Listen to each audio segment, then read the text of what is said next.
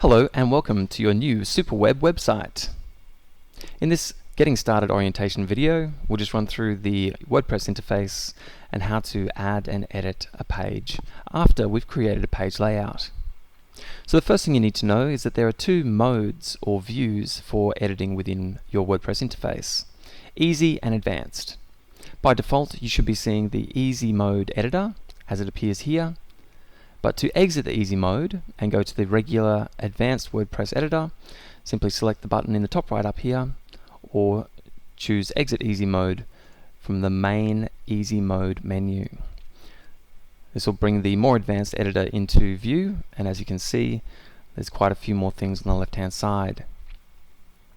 For today, let's stay in Easy mode and keep it easy. Remember, if you do get stuck at any time, you can book a geek to come out on site and take you through one-on-one how to set the site up. Otherwise, you can contact our support desk, just being mindful that charges may apply for some support items. Alternatively, you can access training videos at any time simply by clicking this link here. So let's get started. To add a new page, you can either select it from the main navigation item on the left here, or choose plus new page.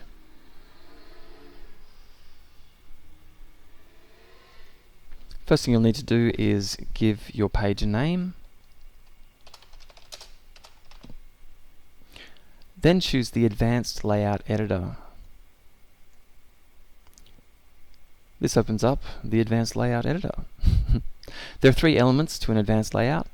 You have layout elements, content elements, and media elements. Your layout elements are the containers that your content lives within. So it's a good idea to do a quick drawing or a mud map of the layout that you want your page to be in. As an example, something like this. So we have our main navigation, which is taken care of by the default template, slides, three little content areas, main text, and then another little sidebar. What that looks like is a full width content area, 3 1/3 width areas, 1 2/3 area, and another 1/3. So if we review this layout against the little mud map we did, we can see that it's this section here that we're working on. Okay, once you've got your layout the way that you want it to, save the draft, and that will preserve that layout. Now we need to start populating those layout areas with content elements.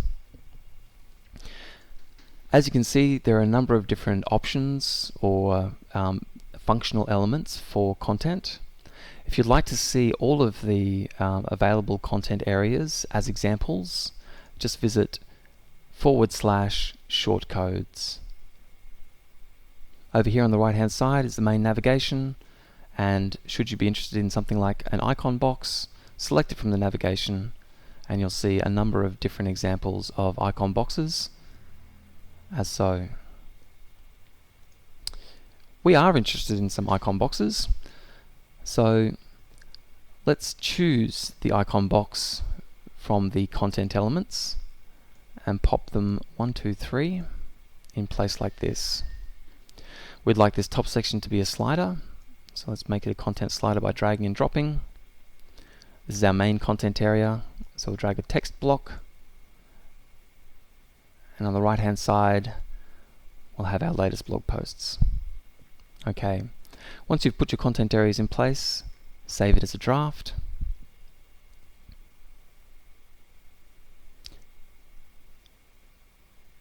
Once that's saved, then we can begin clicking into the content areas and updating them.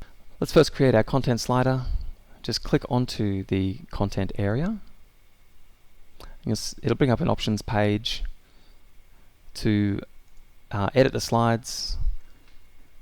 Click onto the element area, rename your slide.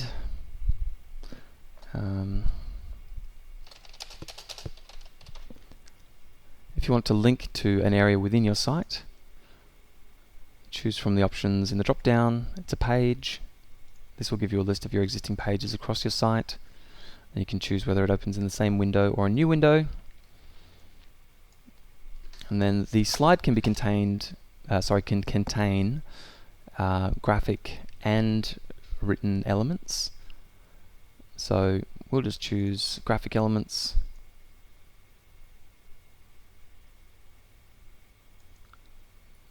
Save it. Now we'll change slide 2.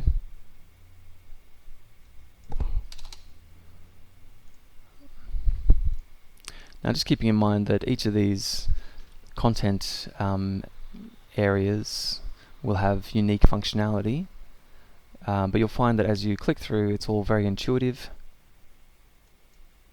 And remember always that if you do get stuck, you can either get a book a geek out on site or contact our support desk. I'll add a new slide now. Slide 3. No link.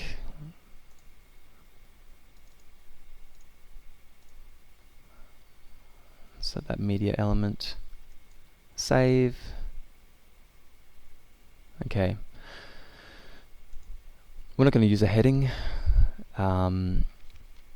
However, you'll see that by choosing these different options will affect how the slider displays. The best way to use these elements is just to get in there and muck around. So there's too much to cover in one training video. However, if we save a draft of that page, we'll be able to go to a preview page and check out what our slider looks like.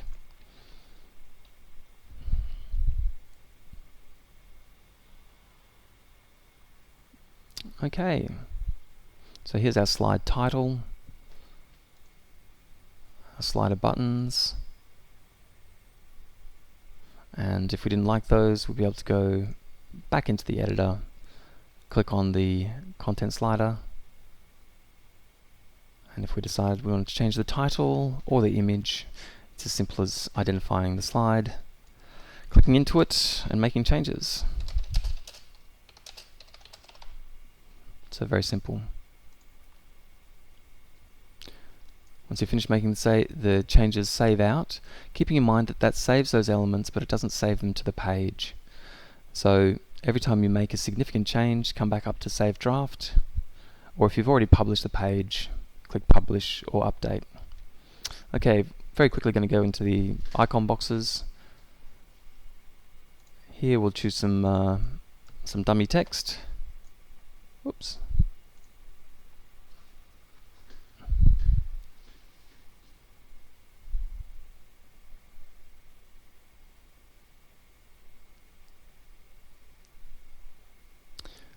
Just copy and paste that text into the text area. You'll see here we've got options for how to display the icons. They're currently at the left. We'll do a large icon above the title. We'll make this about rockets.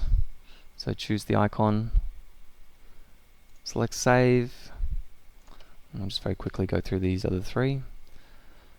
Choose an icon, copy and paste content, make sure it's the same icon display, save.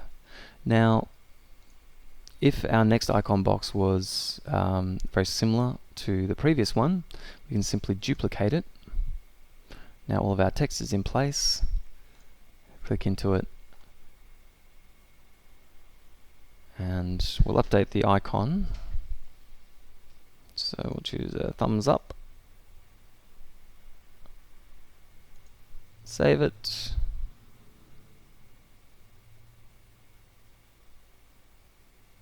now when we save the draft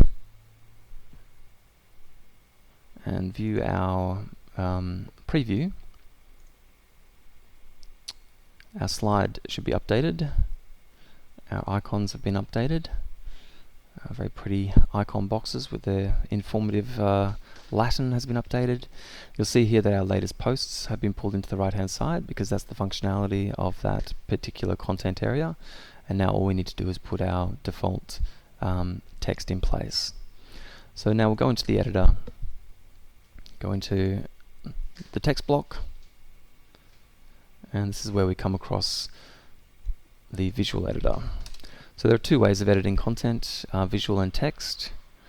If you're familiar with HTML, then you can put raw HTML into the text option.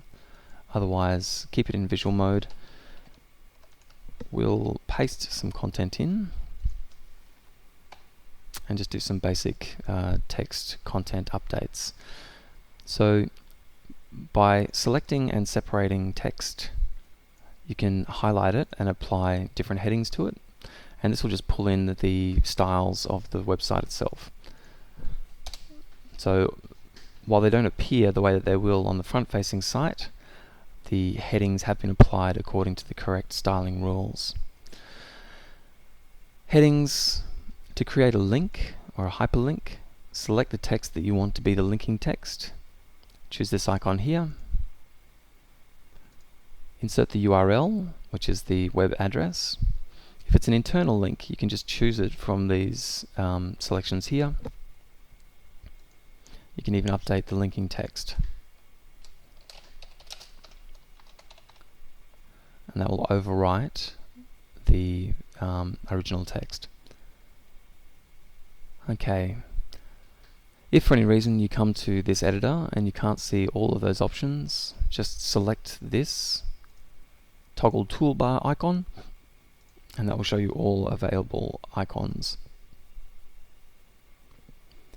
Once you've finished updating your text, click Save, save the draft,